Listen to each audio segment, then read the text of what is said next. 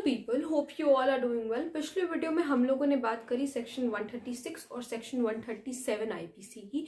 देखो, मैं पिछले वीडियो में एक बात आप लोगों को बताना भूल गई थी। जब हम लोगों ने सेक्शन 136 पढ़ा था तो उसमें हार्बरिंग डेजर्टर का पढ़ा था कि अगर कोई व्यक्ति, कोई जो नॉर्मल इंसान है, हमारे जैसे लोग, अगर वो किसी आर्मी मैन को, सोल्जर को, किसी को भी अगर अपने घर में शरण देते हैं और वो भगौड़ा है, ठीक है, तो उसको 2 साल तक की सजा हो सकती है। लेकिन अगर वो उसकी वाइफ है, ठीक है, तो वाइफ को इस मामले में कोई सजा नहीं होती है, ठीक है।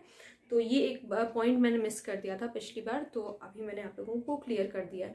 अब सेक्शन 138 आईपीसी क्या कहता है ये देख लेते हैं कि abetment of act of insubordination by soldier, sailor और एयरमैन।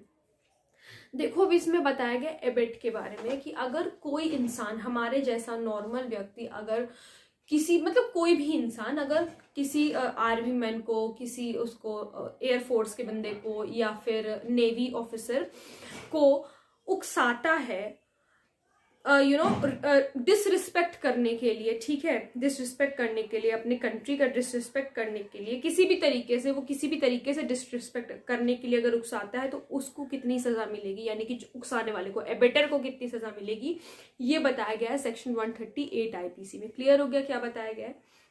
आइए देखते हैं, पढ़ते हैं कि whoever abets what he knows to be an act of insubordination, कोई भी व्यक्ति अगर एबेट करता है और उसको पता है कि ये एक डिसरिस्पेक्टफुल एक्ट है, अगर कोई सोल्जर या फिर कोई नेवी ऑफिसर अगर ये करेगा तो एक डिसरिस्पेक्टफुल एक्ट बन जाएगा of the government of India, ठीक है, shall if such act of subordination, of insubordination be committed in that consequence of an abatement.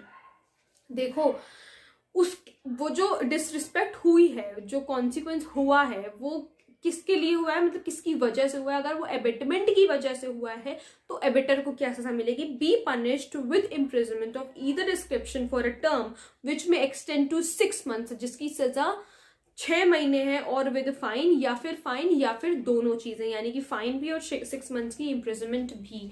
तो ये एक कॉग्निजेबल ऑफेंस है और साथ ही साथ बेलेबल ऑफेंस भी है। अब हम लोग बात कर लेते हैं सेक्शन 139 आईपीसी की। सेक्शन 139 आईपीसी हमें बताता है, बहुत ही इंपॉर्टेंट सेक्शन है, ये जानना बहुत ज्यादा जरूरी है कि person subject to certain acts. देखो, अब अगर कोई नॉर्मल जैसे हम लोग हैं तो हम लोगों के ऊपर कोई जो लॉ जो लागू होता है वो आईपीसी है, ठीक है, इंडियन पेनल कोड।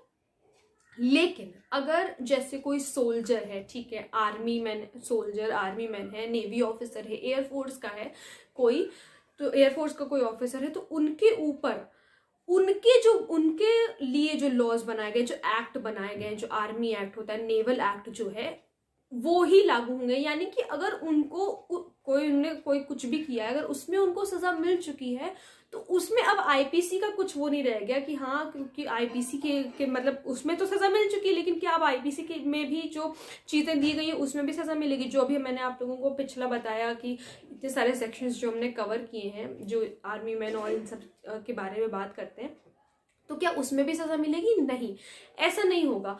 अगर उसमें सजा ऑलरेडी मिल चुकी है, जो आर्मी एक्ट है, नेवल एक्ट है, अगर इसमें सजा ऑलरेडी मिल चुकी है तो आईपीसी में जो सजा दी गई है वो नहीं मिलेगी। ये इस सेक्शन में क्लियर किया हुआ है। आइए पढ़ते हैं कि no person subject to the army act, the Army Act 1950, the Naval Discipline Act, the Indian Navy Act 1934, the Air Force Act or the Air Force Act 1950 is subject to punishment under this code for any of the offenses defined in this chapter। तो जो भी लोग हैं जो इन सारे laws के, यानी कि जो मतलब ऑब्वियसली जो आर्मी मैन है, सोल्जर हैं, ये लोग जो जिनके ऊपर ये एक्ट लागू होता है, जो वहाँ के ऑफिसर्स हैं, उनके ऊपर इस कोड में जो कुछ भी चैप्टर्स जो डिफाइंड हैं वो नहीं लागू होंगे, वो पनिशमेंट नहीं दी जाएगी। सिर्फ जो इस एक्ट में डिफाइंड है, उनके एक्ट में डिफाइंड है, उसमें दी जाएगी। वो भी तब जब अगर इसमें कब दे सकते हैं आईपीसी में? जब आर्मी एक्ट में या फिर नेवल एक्ट में नहीं कुछ दिया गया है, मतलब उसमें उनको नहीं सजा हुई है, तो फिर इसमें हो सकती है आईपीसी में सजा